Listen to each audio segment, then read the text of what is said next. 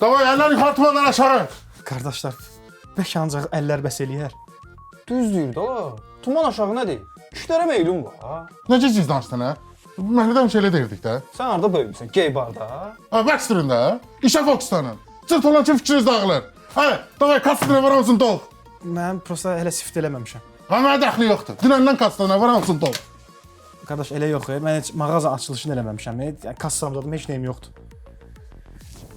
Ay. Buraya kim tapmışdı? O mən tapmışam. Yalan danışma la. İnternetdə yazmamışdı 29 asılışdı. Bu gün ayın neçəsidir? 22-si.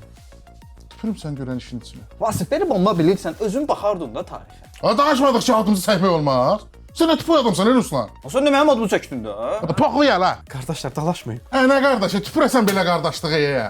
Hə, bu tələbə vaxtı sinif qomuydu.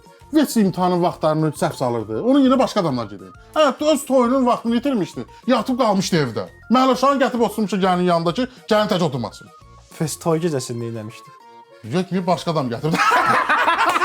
Ala dəlisən sən. Suca adam yanına nə şikar alırsan mənə? Akif dillən də. Dur, ya Akif ona. Uyda! Nə olur bə? İllərdir axtardığım blokda axır kitabda o sən dediyin var idi, budur da. Bloknotda nə qışqırırsan? Ay yox qardaş, bu elə belə bloknot deyil. Bax, bir dənə ver izah eləyim. Bax görmə. Bunun üstü powerbankdır. Telefonumu qoyursan zaryadka yığır. Bu maqnitlə bağlanan hissəsində flaşka var. Bax, içində də digər şarj cihazları var. Yəni bu elə belə bloknot deyil, qardaş. Ona maraqlı. Başqa nələriniz var? Başqa qardaş, bax, sənə izah eləyim. Bax, burada qəşəng proyektorumuz var. Gəl sənə göstərim bir də onu.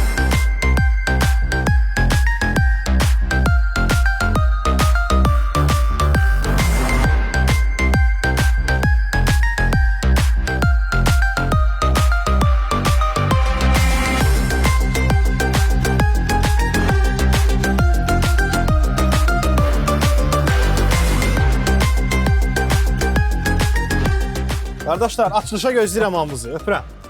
O qəşəng endirim elə. Yaxşı şeylər aldıq ha. Hə, niyə? Biz bir oğru qadı ilə gəlib pul verib hələ alış-veriş eləmişik. Hə, bizdən bir poxalandı. Düşün qabağına, düşün. Gir.